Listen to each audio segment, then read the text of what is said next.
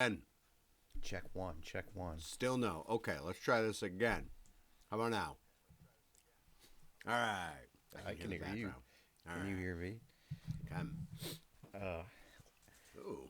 Jeff's mogging on a big egg Sammy, I believe. So you're gonna get some ASMR this week. It's Yeah, so good. give it to him. Everybody likes It's so a good good. big bite. Uh-huh. Oh fuck yeah! The cheese is just Welcome dribbling to the down his chin, you podcast. guys. Welcome to the podcast, everybody. We got a great show lined up for you. Yeah, I know. Like a lot of you might thought, why don't you just give it a few minutes? That's what I was thinking. Jeff was like, nope. Let's hit record. This is Hey, high you're the one content. you're the one in charge of the record button, baby. Hey, I know. I know what our people want. They're filthy animals. They love this shit. A lot of our listeners are it- listening yeah, in the we're morning, so it reaching puts out them our more in content. it puts them more in a morning mood if they know that I'm having some breakfast. That is true. Like our most diehard listeners. That's why I put it out. Wait, what's going on? Are you fingering your mouth or putting cheese in with your finger? No. Either way, I can't. No. Either way, I'm in. And that should be behind a paywall, Jeff. Oh, gotcha, Obviously. gotcha. That's what we need. Yeah, yeah. We can't give that away for free. People want that. Strangely Yeah, it's familiar funny, like- after dark. Yeah, it'd be way different. We're usually pretty reserved. Actually, we kind of are a little bit. I would say. I don't know why. I don't know either. Again, the people that listen are the most diehards. Listen, I think right when it drops at 6 a.m. on Yeah, Wednesday morning. for If sure. you guys didn't know, there is a release day and time for YouTube and all the audios. It is 6 a.m. on a Wednesday, and I just realized I forgot to put out that episode again. That got blocked on Spotify. Okay. But it's still Yo, on YouTube. We and might just have a lost iTunes and all that episode. shit, but We might just have a lost episode. it's part of the lore. All right. Yeah, it's like So when people We'll put like that are behind listening the to like paywall. episode like 473 and it's referenced, and they go back and they're like, I don't remember that. Yeah. They're like, oh. Yeah, I don't remember that at all. But yeah, usually our first comments roll in at like 7 a.m. on like Wednesday morning, or texts or It's true. something, or Yeah. we get our YouTube comments early on. Like, I appreciate that. I always forget because I publish it Tuesday night for Wednesday morning, and then on Wednesday at lunchtime I'm like, oh yeah, the show's out, and I didn't listen to it because I was there. Yep. But then I had the I'm conversation. like, I oh, lived let's it. go check. Yeah. Honestly, I forget it. Like the hardest part about publishing the podcast is re-listening to the show again and be like, because nobody wants to hear a conversation they already had. Yeah. Ever really. So it's like I just go through pieces. I like make sure the sound at least sort of lines up with the picture. If there's any added video on the screen, I make sure that's in there and cut properly. And then I just kind of fast forward, pop through different scenes and see, can I find a stupid title? Or can I at least find like 3 to 5 things that we talked about to just put in the description, even though nobody reads it? Nobody cares. Nobody cares. Right? If you read the description, please let me know. It saved me a lot of work. Right. But is it part of the algorithm that we need to have it in there? That's definitely not I working feel like anyway. the That's description is important more for like people that have a very well structured like interview podcasts and stuff like that. I'm not sure there's anything worth describing in advance. Anything that I comes on honestly, this program. and I'm a pretty avid listener, but I don't think I ever look at the description unless there's like once in a while, if there ever was an ad that had a good deal and I accidentally listened to the ad, I would go and see like, oh, is that? Maybe I'll explore that because I'm a shill. That's different You though. know? That's I give in. yeah. Oh man, my nose is runny, but like cold runny because I haven't put my heat on yet. Now it's just cold in here, and I might have. It says it's 37 outside. I have like 3 windows open in my house. That's just how I sleep. That's Doesn't matter. That's If I close those windows, I'm gonna be that's sweating. impressively cold. To be like, yeah, I think I But should turn the heat inside, on. it's like- What's that outside? 37. And you have windows open? Yeah, I don't know where you're going wrong. 62. Yeah. It's like 60, 62. So we're right on the cusp of needing to at least close another window. That's the delicate dance of fall. We're almost at a 2-window situation. Yeah. Oh my gosh. Well, this week, like you know, you get into bed. Like I do the torture thing of it's cold. My bed sheets are gonna be cold, but I strip it down. I'm like I'm going in. Like there's nothing. It's like going into a cold shower, but that's how I go into bed because I know 2 hours later. I'd be waking up sweating somehow, some way. I don't understand it. I don't understand it at all. Doesn't make any sense. That's my cross to bear. That's the way God made me, a heavy sweater. Ladies, he is still single. If you're looking for someone to cuddle with, Matt, though, be warned, is a heavy sweater at night. That's right. That's right. You'll enjoy it for the winter. Well, let's rip off the Band-Aid. We don't have a theme song. Nope. But let me share something with you. Okay. With the listeners, with the viewers, with Jeff.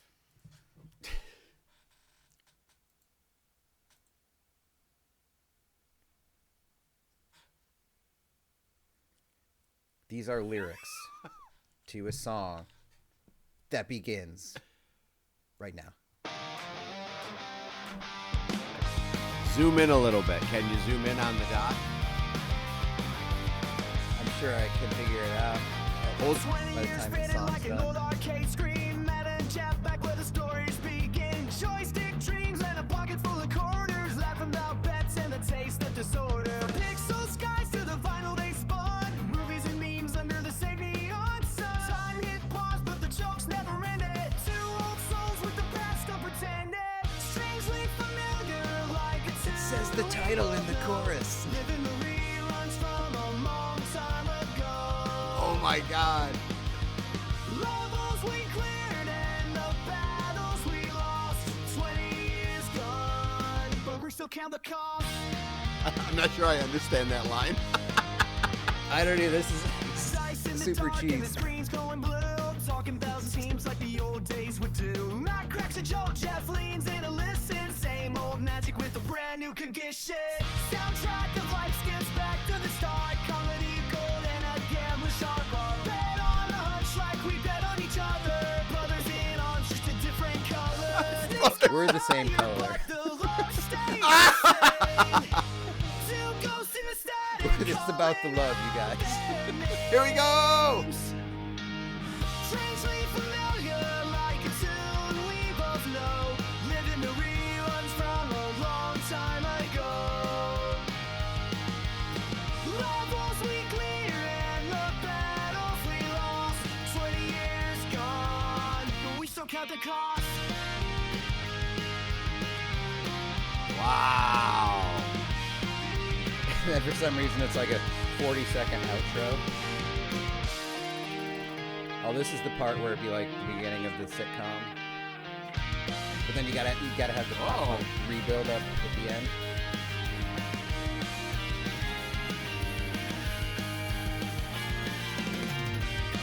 Oh, it's just gonna keep going forever. It just I'm just kidding. I got it because it's just. that's a lot. That's a hell of an outro. I haven't listened to the whole rest of it. It just keeps Wow. going. You don't have to make it two. It doesn't have to be 2.5 minutes. It doesn't have to be like. So yeah, that's take one of Okay. a theme song. That We're gonna have to. Oh, we should have a vote. We should have a vote on like 3 theme songs. okay. So that one was under the, I think it was like generate lyrics. I was like Matt and Jeff, strangely familiar, like 20 years friends who didn't, whatever. Then we like gaming, sports betting, music, whatever. And then for music, I was like pop punk with anthemic vocals, and I was like, it pretty much nailed it. I was like, that's pretty good for take one. It's a lot of cheese. You're gonna have to. What's up? let me know what engine you use to generate that, because I want to use it and I want to input the info and see what it pops out for next week's entry. Do you want to do it right now? No. We can just. It's called Murica, and I did pay. We do need to get this done in a month because I paid for a month membership. Oh, okay. We're under a tight timeline. Gotcha. yeah, we're gonna have to get this done. So basically, when you go there, it's like, hold on, can I? You can put your own lyrics in there. Yeah. Or generate lyrics, which is what I did. Oh yeah, also the song apparently is called "Decades of Laughs and Levels." Oh, and there's a different one too. Is this one any different? Oh, it is.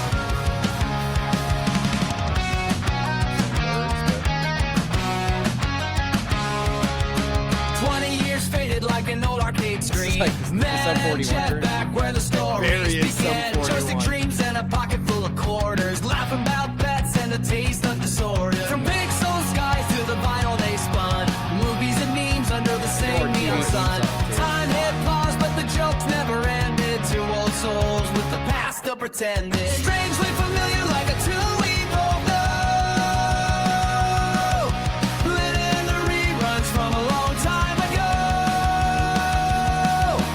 Levels we cleared and the battles we lost. 20 years gone, but we still count the cost. I think this one. It's better pretty for me. Tasty, huh? I think that That's one's pretty definitely tasty. I think that one's slightly more in my Damn. style. Ooh, it's definitely more theme songy, too. I feel like. Yeah, let me make sure you load that one. Download that MP3. You download that song, yes, Yeah. you do. But yeah, you can just put in I definitely am gonna try to do a death metal version. Right. But yeah, here it is. So, say if you just send me some lyric ideas up to 200 characters, or anybody do this. So here's your parameters. If you either send us lyrics or generate lyrics. If you want to generate lyrics, give us some themes, some ideas, 200 characters or less. Give us a style, mood, whatever.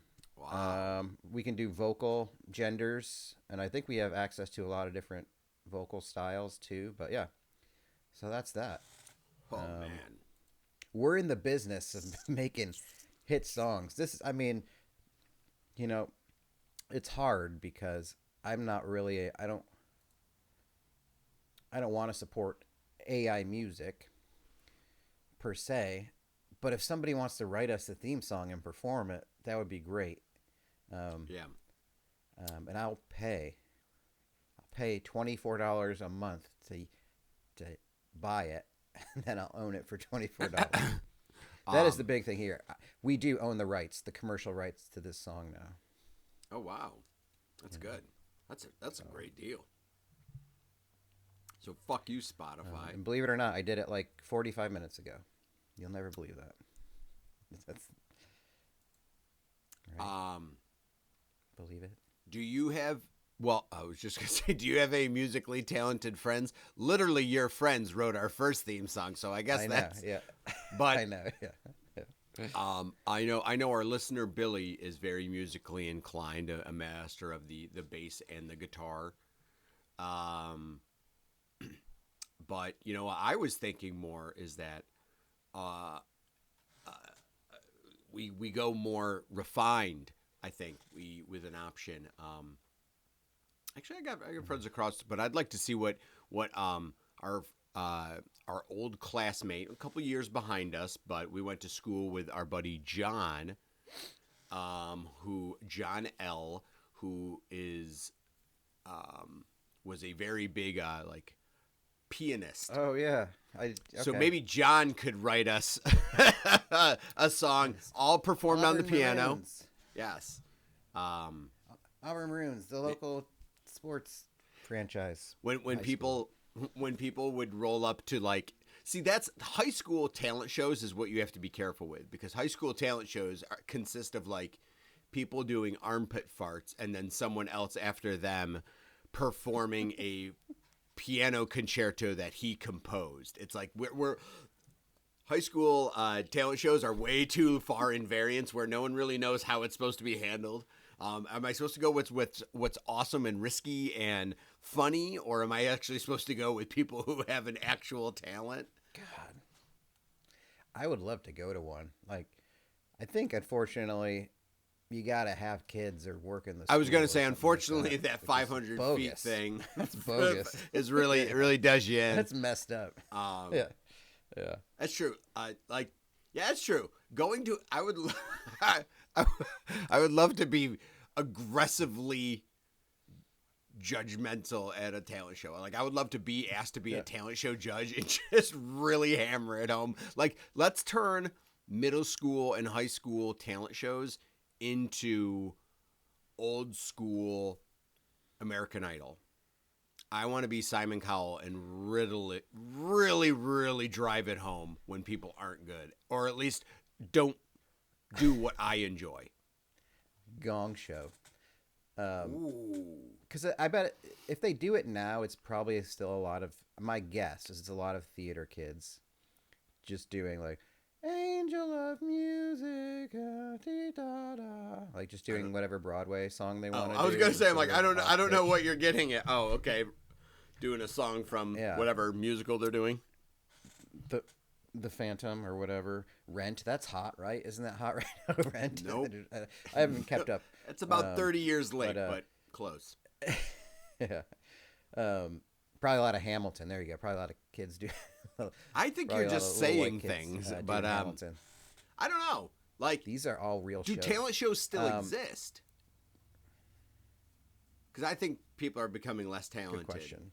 With displayable talents. But wouldn't you rather?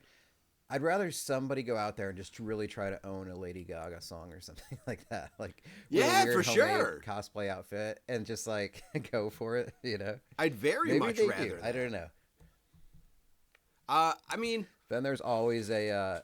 Do you ever see the YouTube videos or algorithm of some like 8th grade band playing Master of Puppets or something like that? Oh yeah, dude. Like, they're just good enough to do it, but they don't know how to perform, so they just stand there and it's like dead, still. Yeah. Yeah, absolutely. They got to nail all the picking and everything. Like, and then, but you can tell they're just like, oh man, the pussy we're gonna get after this. It's more of just like everybody's like, oh, that weird kid. I knew that.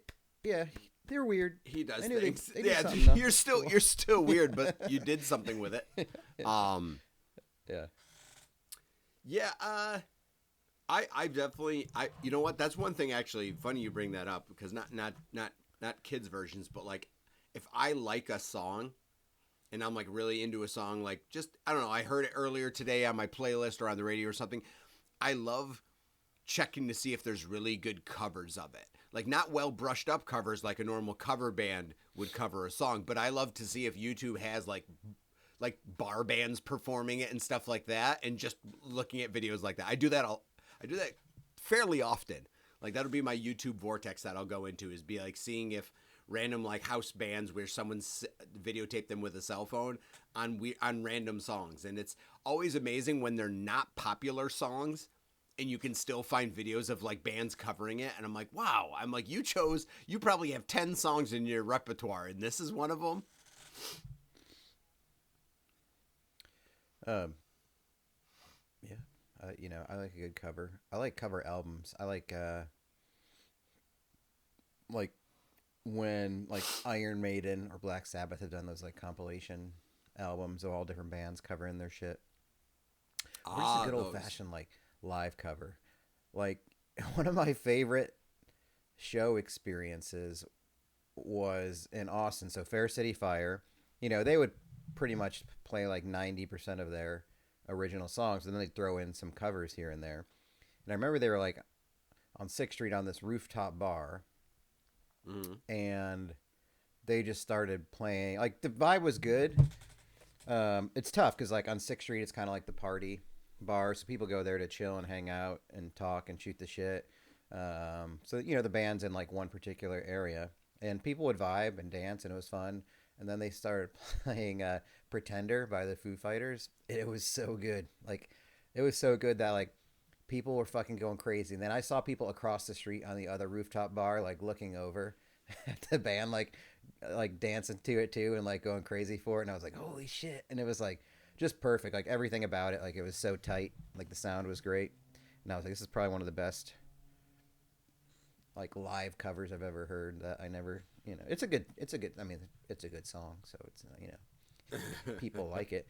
It's got a good beat. You can dance to it. But Sure. I really enjoyed that because, when a good band does covers, hopefully they usually pick something that's in their wheelhouse or they can do, or they can bring something to.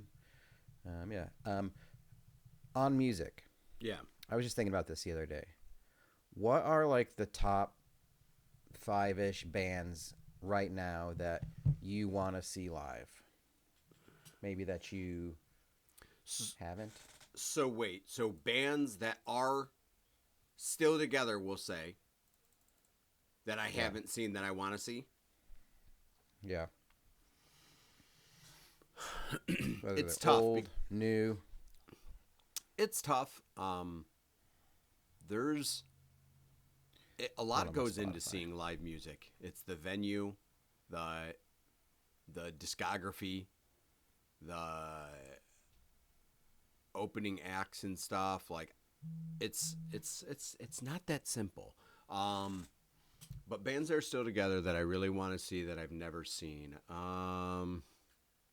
It's tough. A lot of music in like the punk and ska scene, I have been lucky enough to see live a lot of my favorite bands. I don't know. Do you have one that we can start with? I guess Foo Fighters. Foo Fighters is one. Yeah. Foo Fighters, I'll say to start this off. I actually bought tickets for Caitlin for Christmas before, and then they were supposed to come to Philly, and then Taylor Hawkins died. And so that tour got canceled. That's right. Oh, and that was supposed to be my first time seeing them, and I'm like, oh, that puts a wrench in it. But now, oddly enough, is they actually are coming back to Philly for this tour that they're doing in 2026. So I may look into that. That's a good one. I don't think I've seen them. I think one year at ACL, they were there, probably a couple, and for some reason I couldn't go. I mean, I would have remembered if I saw them. Yeah, I didn't. That's a good one. I feel like most of the ones I would say are fairly newer, but one I'll go that era that I haven't, and I think they are touring again and maybe back together again. And I don't know if I haven't really researched it, so I don't know. Like if it's just a quickie, one of those deals. But wake up! Oh, System of a Down. Yeah. Mm-hmm.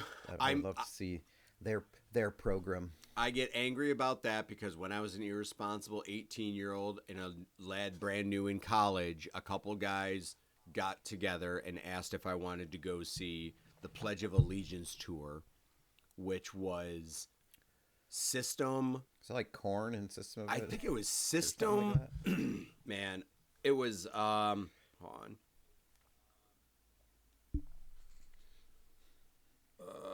2001, I believe.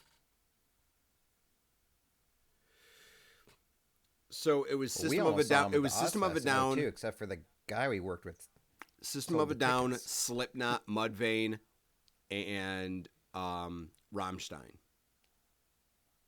Holy shit! That's like, God, that's a 2001 tattoo if I've ever seen it. For sure. But I did luckily see. I have seen Slipknot, and now I have seen Rammstein as well. Actually, and Mudvayne was technically at the they opened up the Metallica show when we went Summer Sanitarium in Toronto.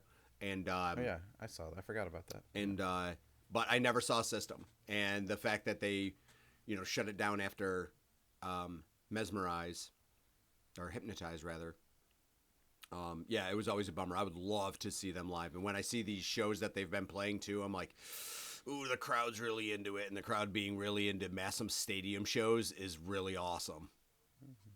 Mm-hmm. Yeah, because I think they've been doing, I don't know, concert tours or like summer tours, things like that, like festivals. Mm.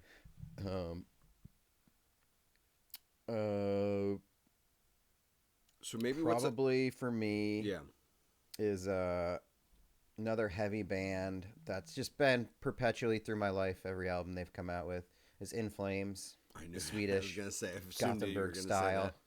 Mm-hmm. Yeah. I always keep an eye out for when, and it's like, it never times out well. Like, I mean, obviously the closest they'll ever be here is like New York City or Boston or something like that. Like they'll do one of those areas, and I just need to like make the commitment and do it, just do it one of these years. Cause it's probably the band that I've watched that I haven't seen that I've watched like the most live concerts of. Like like there was one, like Sounds from the Heart of Gothenburg is like one of my favorite concert videos ever. It came out in like the mid 2010s or something like that. And now somebody pirated it on YouTube, so I can watch it whenever I want to. Sorry guys. It's yeah. But it's one of the best quality recordings I've heard and one of the coolest experiences.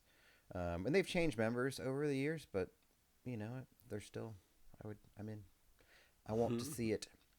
Their style changes all the time. It makes people hate it, but it makes people love it too. It's kind of like the Metallica thing in a way. It's like the people that were out after like Puppets or Injustice for All. You're like, that's fine.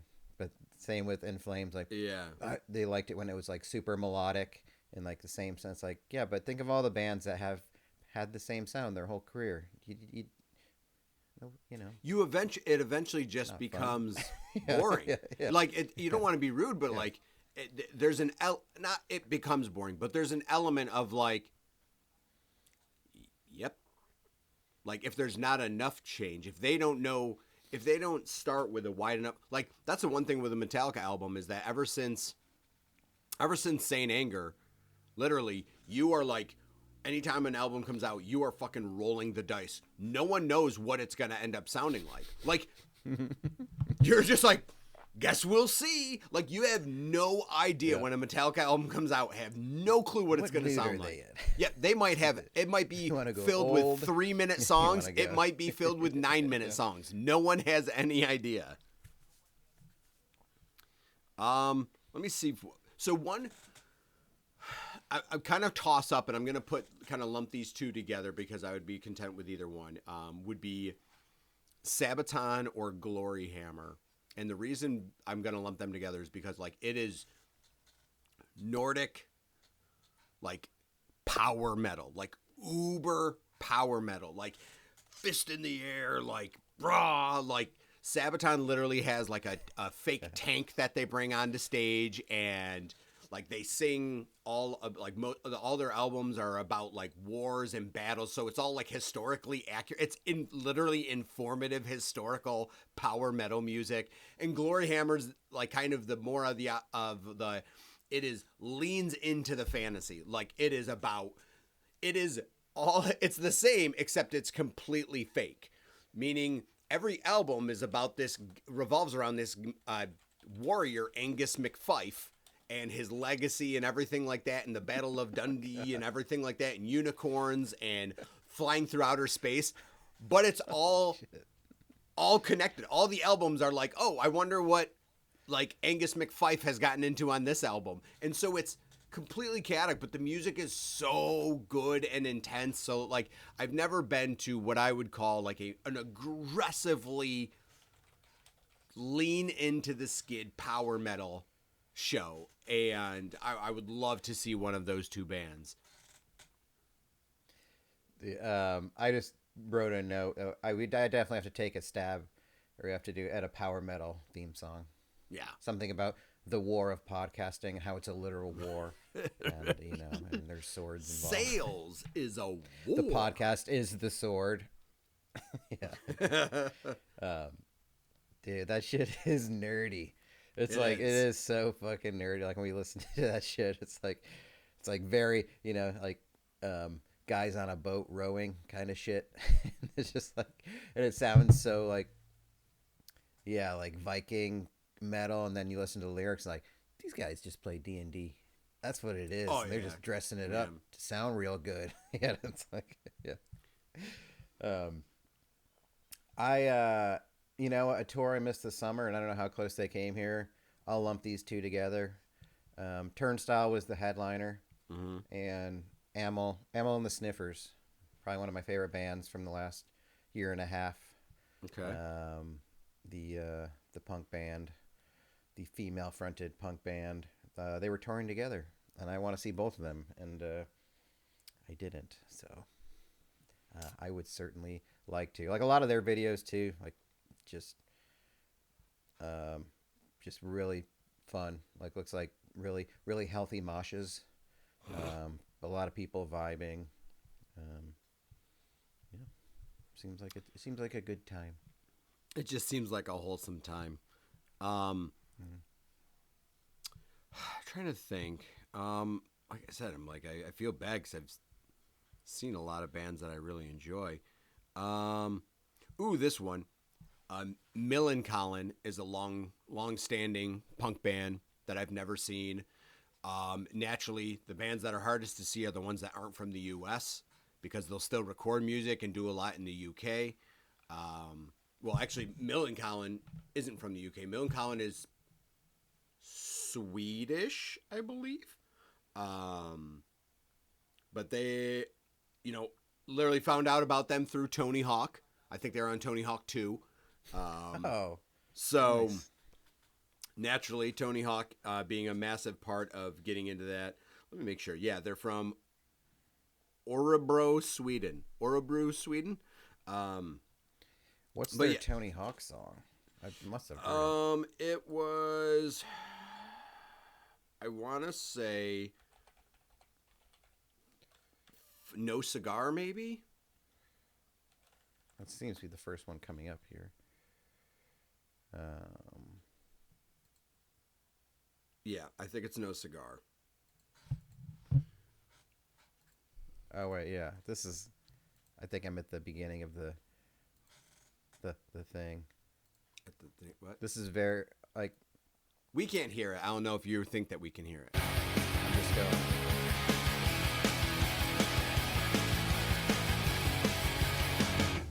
Tell us where you're from, what you want to become, and we'll say if you're okay. What did you go to All right, school? don't want to get. Yeah. Nope. Yep. Don't Don't want get. to get removed. Don't want to get removed again. Yeah. Yeah. So that was on Tony yeah, Hawk 2. I That was know on that one. Tony Hawk 2. Yeah. So yeah, I think they've released albums a lot less in the 2000s, but they're still going. They're still releasing music, so it'd be very cool to see them. Like you'd said with In Flames, it's tough when bands just when they're not from the U.S. It's hard enough when you have West Coast bands that are still together and just have no desire to go to the East Coast. Because if I lived in Southern California, I think I would be watching like 3 shows a week. But when I have capitalized, probably one of my biggest ones was The Living End, a 3-piece kind of punkabilly band from Australia. They went to a random club in Buffalo once, like 10 years ago, and I'm like, I am not missing this show. I will absolutely go to this show by myself if no one wants to go, which is how that ended up playing out. But I was so glad that I did, just because it's just something you don't have a chance to see these bands, and you're like, I never have any idea if this band's going to be around again, so I need to go to this show. And I think sometimes I lose sense of that urgency with bands I've never seen before.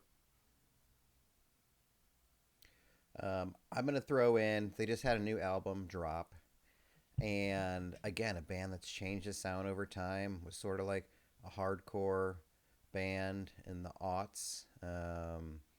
Then in 2011 or 12, album Major Minor came out, where they kind of went more like alt, almost like ambient alt with a little like punkish anthemic kind of shit. And like every album is a different sound. You never know what you're gonna get. But pretty big name. Thrice. Oh, They had wow. sort of like their emo hardcore era. Wow. And they kind of like matured, I think, in the teens. Their sound kind of changed, and it really resonated with me. And then I went back and went back into like the Artist in the Ambulance days and all those like super like hardcore era emo things. I And, always crush yeah, those. I always put like Thrice and H2O are always like for some reason in my brain coupled together. But yeah, that was a good era of music. Suddenly Aggressive. it's definitely like in their last 12 to 15 years. I like the sound a lot. I think that's more of what they tour with. I mean, they'll still play the bangers from the aughts because it gets the crowd going. But I just love that dude's voice. Almost kind of like a voice like a what's that band like Rise Against, like that kind of like there was like that era of that punkish like very like subtle like bassy kind of low voice, a little grungy. Yeah, Tim McElrath has a I would phenomenal pop voice for like heavier punk music. Like Tim McElrath's voice absolutely is the reason why Rise Against was able to kind of break into that mainstream rock scene. That actually would be a band I would love to fucking see live. I've never seen Rise Against live. That'd be a good one.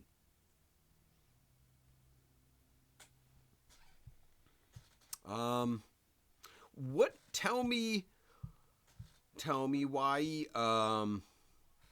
what is a artist what's an artist you would like to see live that would be surprising to hear? Like meaning we know who that artist is and you're like, "You know what?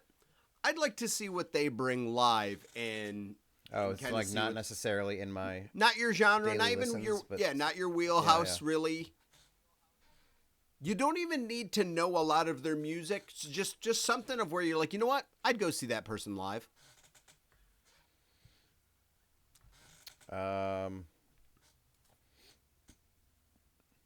Because it's not the Dua same. Lipa. Really? I think so. Really? Like, she's very spicy. I've never seen her live, but she seems very talented. Okay. And I've seen I guess Lady Gaga would be. I've seen enough of her like shows on YouTube and stuff like that. I've seen like Lana Del Rey live before. I really appreciated that. Okay. I think like Eminem surprised me. I mean, not that he surprised me. I just I think hip hop or rap shows live can always go two different ways. But like I saw Childish Gambino before. So I'm definitely into I could be into pop stuff. I don't know. I just threw a name out there. I don't know. Okay. So all right. I will say this. How long were those sets? They were like 45 to an hour. I mean, the Eminem one was probably like a headliner, so it's probably over an hour. You know what? I don't know that I have the physical abilities anymore, but in my 20s maybe. But I'd like to go to like a reggaeton show. Like I'd like to go see Pitbull live. What is a Pitbull concert like? I want to listen. Cheesy for sure. However, some of those Pitbull songs come on, you're like fireball. And I'm like, this is so happy. Like he brings a lot of energy in his music, and I think people get aggravated by him because it's catchy. It's fucking catchy. Like, it is what it is, folks. You can be mad, but you're probably mad and you think it's stupid because deep down inside it has a fucking stranglehold on your like primal urge for simple music. Mr. Worldwide. Exactly. He is the modern day reggaeton Beatles. All right, folks. Pitbull is no different because it just makes music and you're like, I don't know why, but it just grabs a hold of me. So I think a show like that, or even like a Sean Paul, would be neat. Even like I out of sheer morbid curiosity, I'd kinda like to see what like a Taylor Swift show is all about. I was thinking that. Like, I didn't remember if you had been to one or not. I have not. I'm not gonna pay to go see a Taylor Swift show. Not with the prices that Homegirl commands. Never in your fucking life. However, am I gonna see the Disney Eras Tour doc when it comes out? Absolutely, because I need to know more. But I want to know it.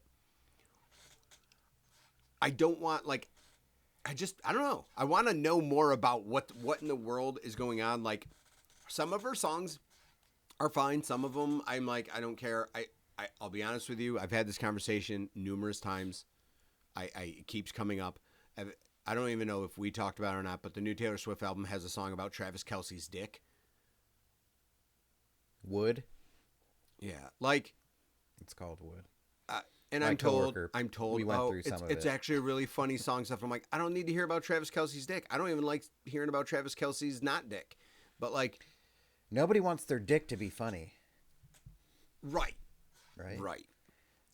But it's just like that stuff. I'm just like, I've said that a lot. I just like, I don't know. It's just not that kind of like, not brings it down for me or anything like that. It's just like, all right, you can't tell me, like, what?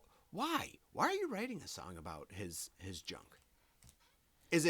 Are you making She's fun a of free him? woman and she's in Are love. you that doesn't make sense though. Like, is that supposed to be a compliment to him? No, she likes it. That's 'Cause weird. it's so hard, and it fucks her. That's she so likes it. awful. Stop talking like that. Mm-hmm. Just Listen, Jeff. Taylor Swift has sex. Okay, there it is. that's I'm sorry. fine. That's fine. She's a grown and woman, she is welcome to. and she likes it. Great, super. But you don't have to go like. It would be weird if she went out of her house and yelled it. Homegirl went a step further and literally released it on us on an album. Wrote a song that will live forever.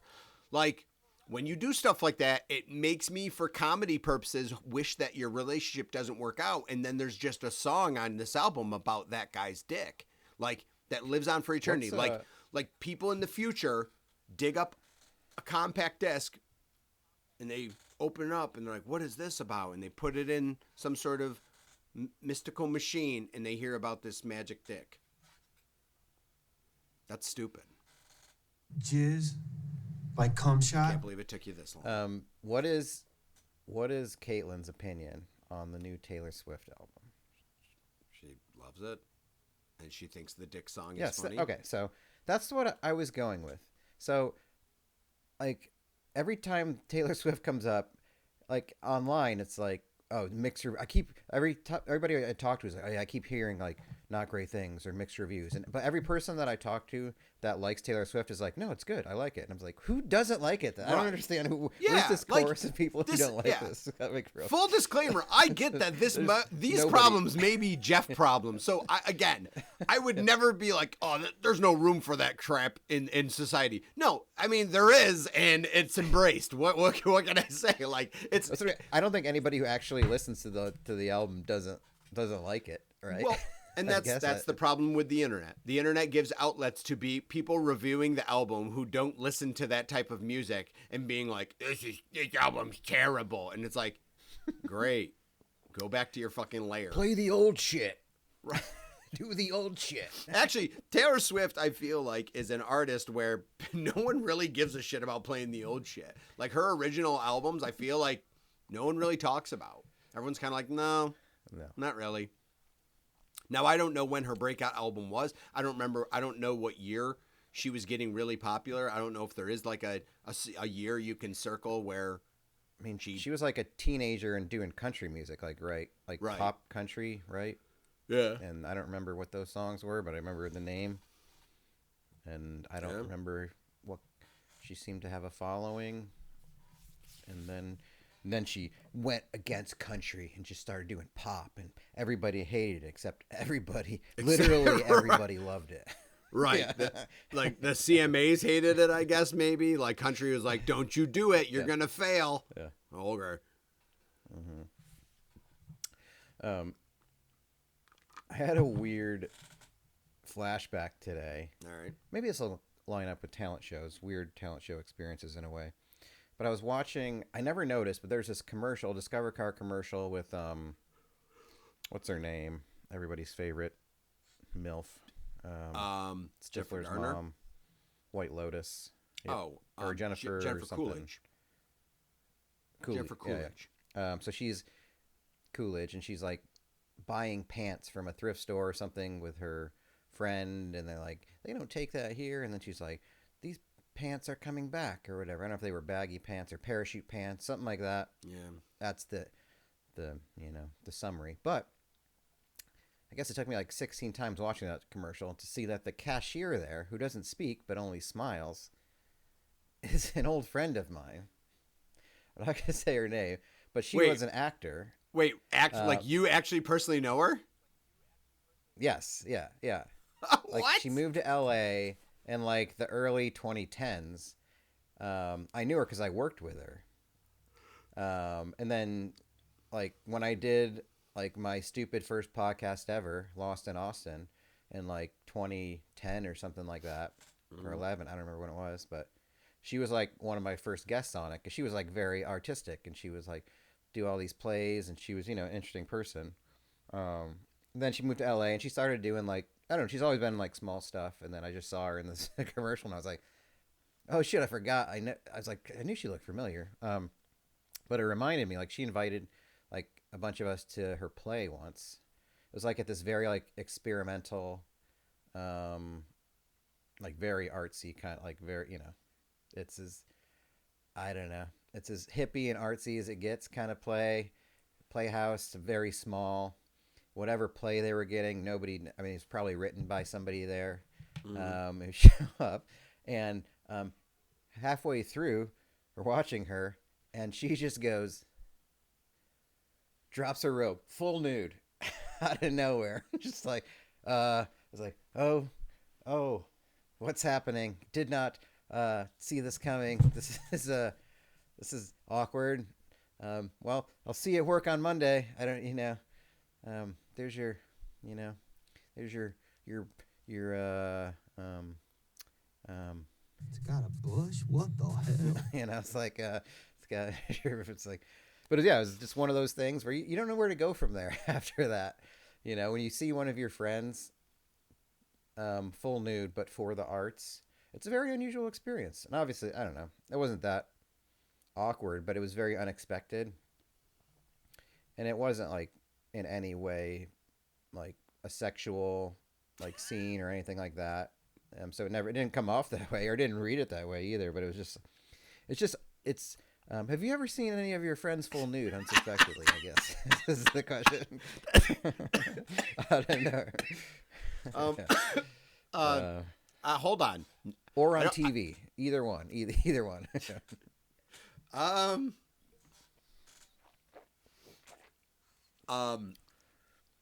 One thing at a time. So why do you need to get naked for art? Like, hold on. Did she invite you to this art show? Like, hey, I'm having an art show. Do you want to come?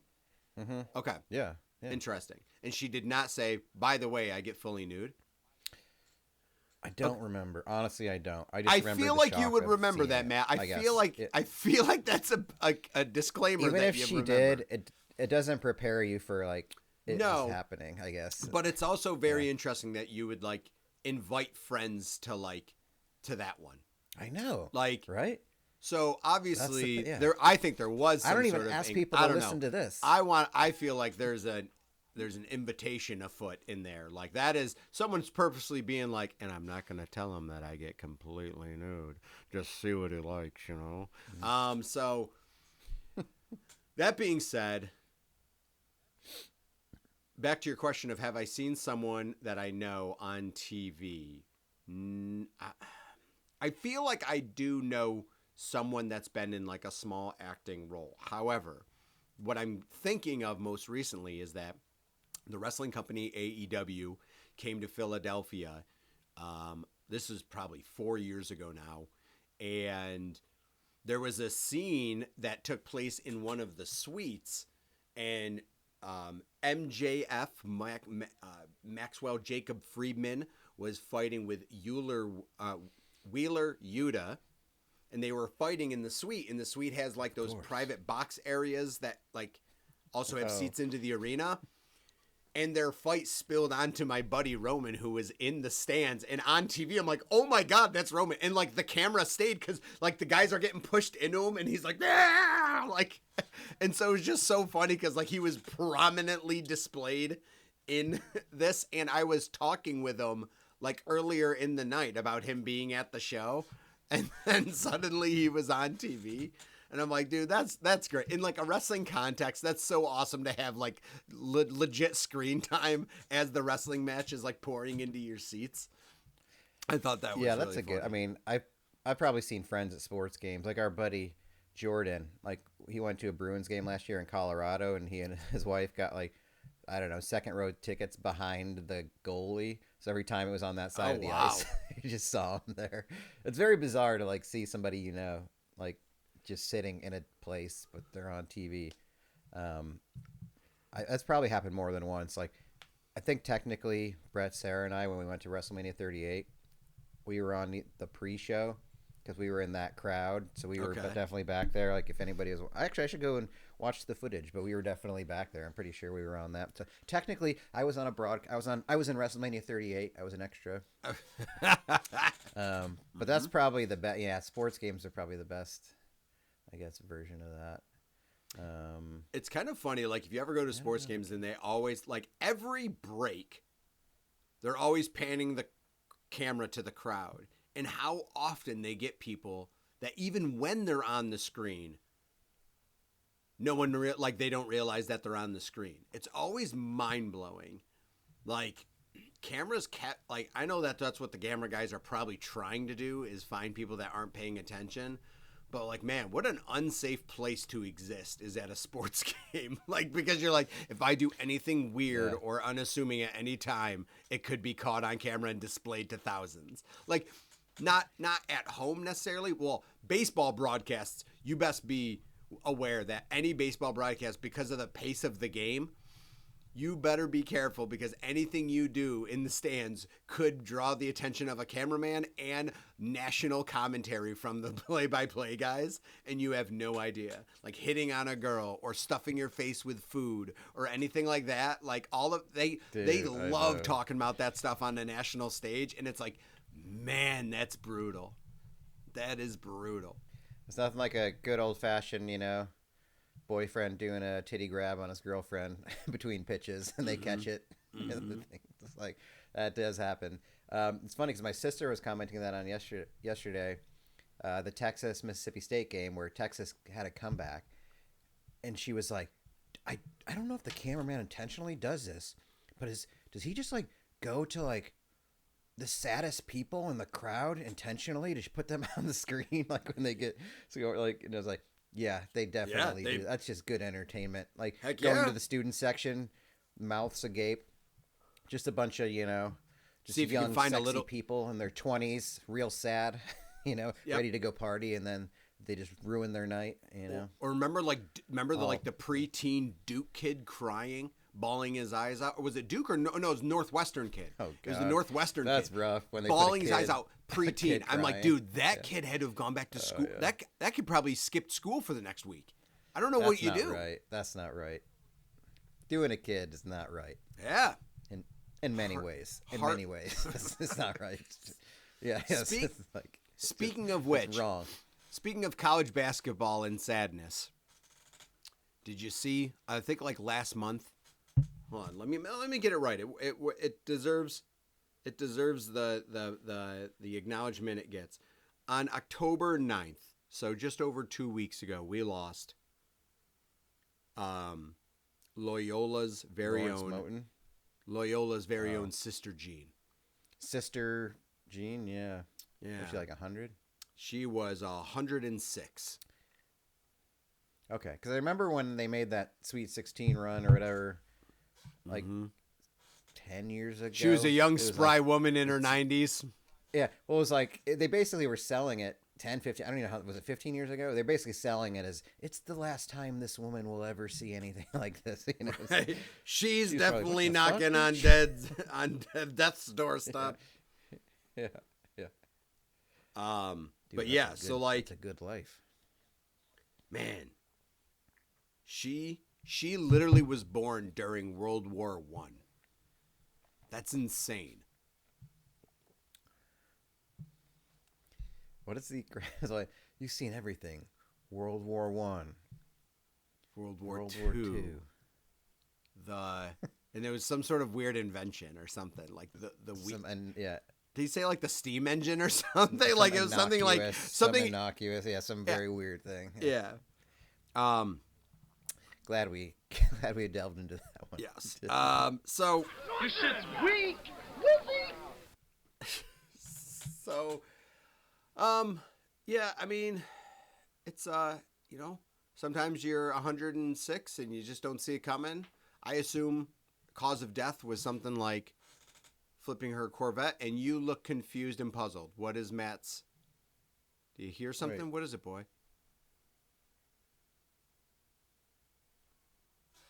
Through my open windows, I can hear somebody Pooping. outside singing.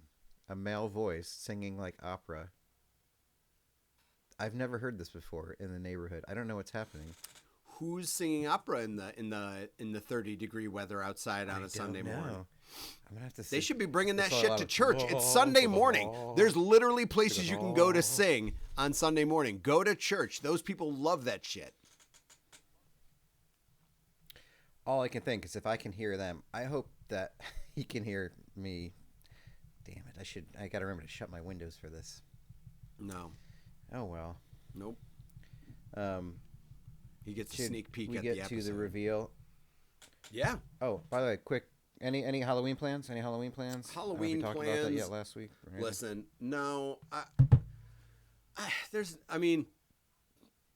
This week, going to some Halloween trivia and stuff like that. But Halloween, I have mixed feelings on Halloween. Not anything against it per se, but like quote unquote celebrating Halloween. It's not really a big season for me. Did carve a pumpkin, so we did do that. Had some people over the house last week. We did pumpkin carving. So I didn't, I took the route of letting a child draw a face on the pumpkin, and I just agreed to carve whatever he drew. So he went for a happy pumpkin with no teeth, which is a bold choice. Teeth are kind of part of the challenge. So the pumpkin took me probably 3 minutes to carve, and one of his eyes have already connected to its nose. It's a good kid. So I like seeing a pumpkin go through the efforts. It's a lot different here because when you carve a pumpkin like last year, it was still like in the 70s and 80s, and so pumpkins die a lot faster outside and crumble and wilt a lot more in the hotter weather. Whereas in upstate New York, you can carve a pumpkin and put that bad boy outside, and that thing could be good for 4 or 5 weeks as long as like a raccoon or squirrel don't eat it. Yeah, and you can leave it out for several months too, and just let it rot. You could. This guy, I can't believe it. Like, I got to try to record this when we're done. See if I can record this guy. Interesting. He's doing his own talent show. He's doing like the speaking part. You should too. go out and He's judge doing, him. like, Go out with a third place ribbon and put it on him. Go out with a third place ribbon on him and just put it on him and be like, "You're getting better." Understand. That's what you need to do. Go out and be like, "You're getting better," and then just walk away, because then he's gonna assume you've heard him sing before. Hey, this is the best I've ever heard you sing. Yeah, that's for sure. Or just say something. So I tallied the numbers. Yeah. What do we got? We're doing our NFL bets for the year with a punishment of some kind of hot sauce dealio to be determined. So through 7 weeks, I did tally these numbers. I added mine up first. And again, you guys, this is to serve you, the listener, the viewer. Bet against us. You will win money. Like, it's just, there's no doubt about it. And the math shakes out that way. So I tallied up these are my guarantees, my locks of the week. We do 3 games every week in the NFL, Jeff and I. One of them, we kind of go head to head against each other in the plus minus over plus minus department. So I totaled up out of 21 games. I tallied a record of 6-15. All right. 6-15. So, see, if you would be betting against me this year, you'd be up more than you should be. Like, if somebody was like 11-10, that's good. You're making money. 12-9, you're beating the house big time. That's a good number. But if you could be 15-6, imagine that. Imagine one unit, whatever your bet is, $10 per game. You'd be up, you'd be up $90. That's right making now. 7 Somewhere bets. in that neighborhood. That's making 7 bets and Yeah. hitting on 5 of them. That's great. That's great betting. That's great betting. Go against me. Go against me. I don't for know sure. why you're not going against me. And I was like, oh no, Jeff's going to be crushing me. And I did the numbers, and sure enough, he is winning with a record of 8-13. 8-13. So I'm 2 games back. We got ourselves a tight race for this contest. Mm-hmm. Again, just go again, and then whichever and he's up 4-3 in our head-to-head. He's up 4-3. So that's a toss-up. If you at least want to go against us with our other bets, and then side with either one of us, you're still gonna be making money. So again, here's our week 9 locks of the week. Please, I want somebody to make money on this. I really do. They have to, and yeah. I probably have that somewhere, but I don't know. You guys know the drop. I gotta make money on this. I really want to. Wait, do they not have next week's? What do you mean? What the shit? FanDuel? Oh, I don't have next week's games. Oh, wait, maybe I got to go into something. You have to go to like NFL and then. Sorry, you guys. We actually do this. I'm gonna break the fourth wall. Oh, November 2nd. There we go. Okay. And you'd think, Matt, why don't you just bet against yourself? It doesn't work. That's not the way the world works. That's just If I not bet how those against things myself, work. I still lose. Because I think that all the time. Like, just Matt, make your bets, put it before you drop the money on it, put it in your bet slip, and then do the exact opposite. It doesn't work that way. Because then the opposite of that would happen. That's how betting works, you guys. I don't know if you knew that. That's how it works. Once you place the bet or state it, the opposite thing happens. That's how gambling works. So here we go. Bet against us and make a life for yourself. So, starting next week. I don't remember who goes first. Do you have something you like? You have something you like? Yeah. I'm gonna take.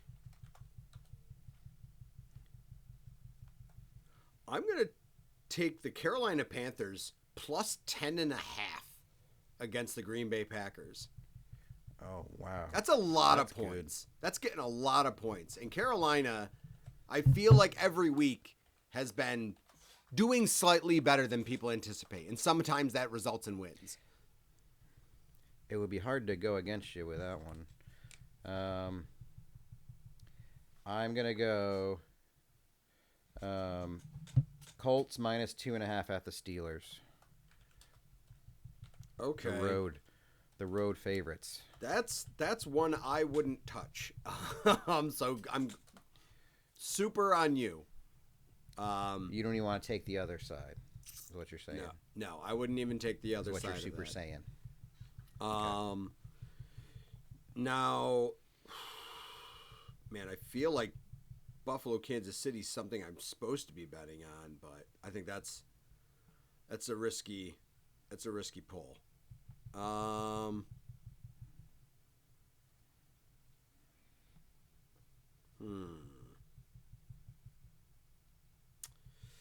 Let's say, you know what? Give me the Detroit Lions minus 8.5. Wow, this is a big one. I think the Vikings have shown they might be That's a terrible. Good one. They might be terrible. The I would Vikings not might go against that one. Yeah? All right. I would not. No, I would not go against that one. Yeah, no, that's terrible. Yeah, I think the Oh, The right, Lions right, are gonna right. Crush them. I'm going to take the Chicago Bears -1.5 I was looking at that at Cincinnati. one. I was looking at that one too. I would have Bengals gone. are garbage. I would have Even- gone e- Chicago Even on with that one as Flacco, well. the Bengals are garbage, if you can believe it. Even with Joe I Flacco. know, and I think today, on this day, October 26th, I think that's going to go poorly for the Bengals. I want them to win. I really do, because I like this whole You need them to. I have like them -3.5. I like this whole Joe Against the Flacco.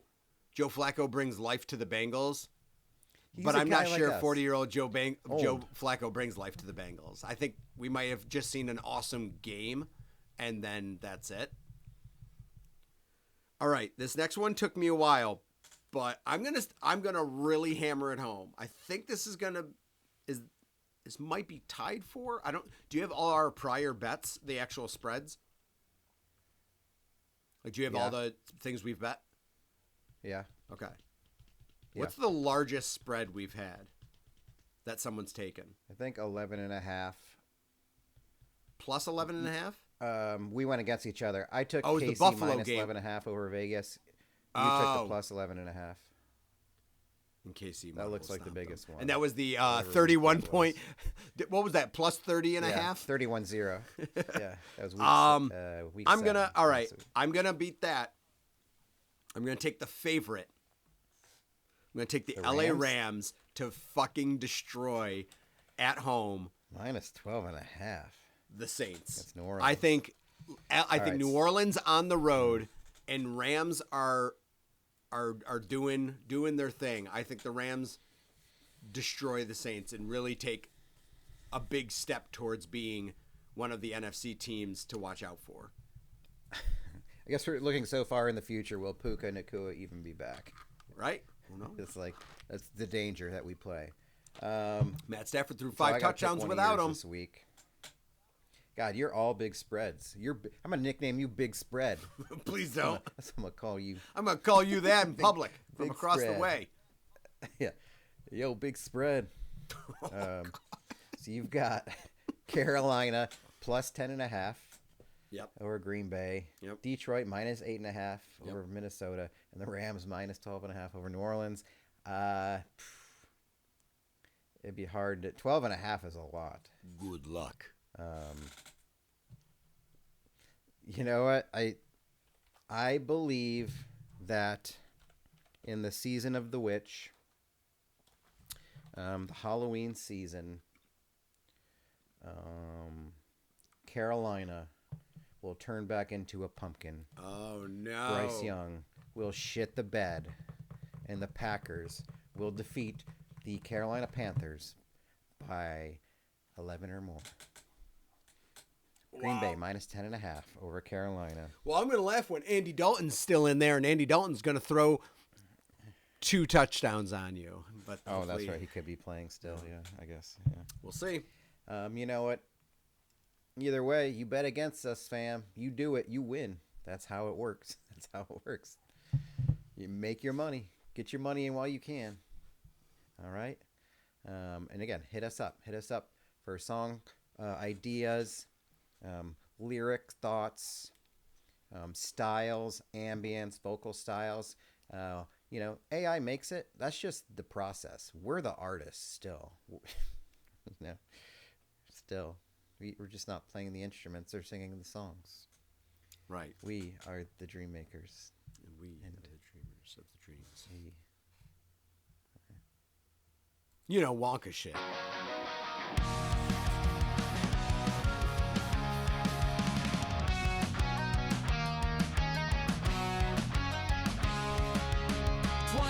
Faded like an old arcade screen. Man and jet back where the stories began. Joystick dreams and a pocket full of quarters. Laughing about bets and a taste of disorder. From pixel skies to the vinyl they spun.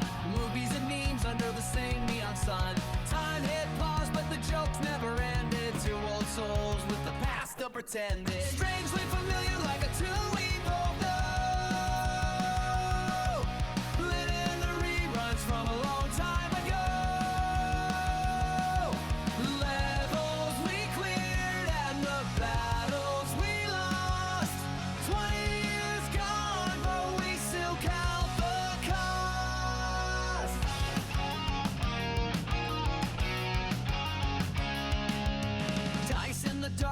screen's glowing blue. Talking about dreams like the old days would do. Matt cracks a joke, Jeff leans in to listen. Same old magic with a brand new condition.